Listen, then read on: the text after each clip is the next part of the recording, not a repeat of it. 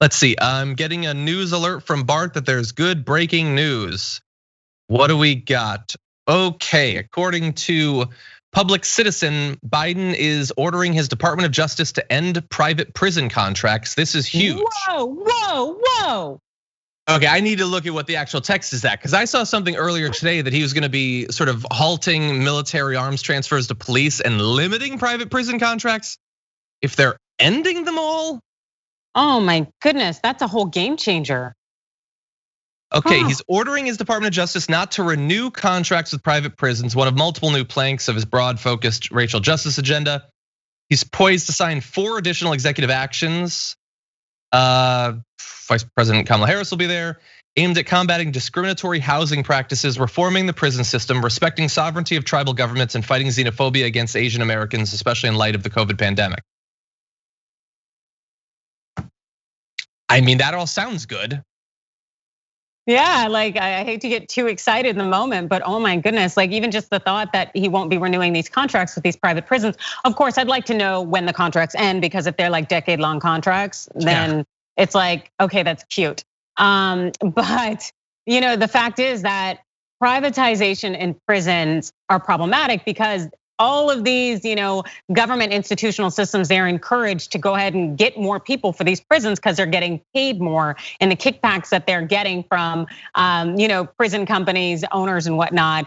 It is problematic because it becomes essentially this farming system. And who do they choose? People who look like me. And that is not something that we want to continue. And so changing that would be great, and removing that privatization element, that could be huge. Yeah. I'm not seeing anything specifically about how long the average contracts are. I mean, I'm hoping it's not like toll roads where it goes until like the year 3000 or whatever.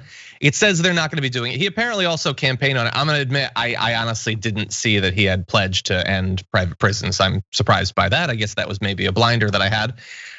They're saying that the motivating factor was the fact that private prisons are not only encouraged profiteering off of human lives, but more importantly, subpar in terms of safety and security. It's not a thing to save money. It's because they're terrible sort of by design, and they certainly are. And think about how many people got COVID in some of these facilities. Look, a lot of it's gonna be we need to see the actual data. None of these reports that I'm seeing talk about when the actual agreements that they currently have are up. But sounds good.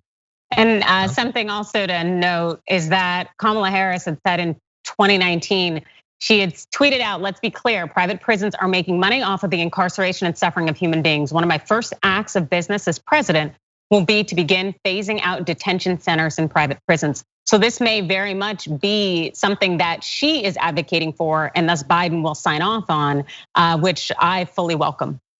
Good. I'll take it. I'll take it.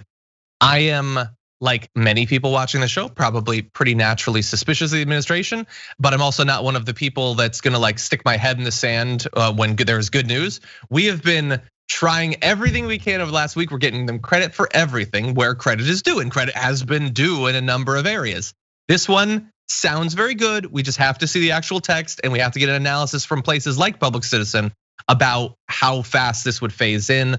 What's going to be done with the people who are currently held there? There's a lot of follow-up questions, but it's good news. I don't want to speculate too much.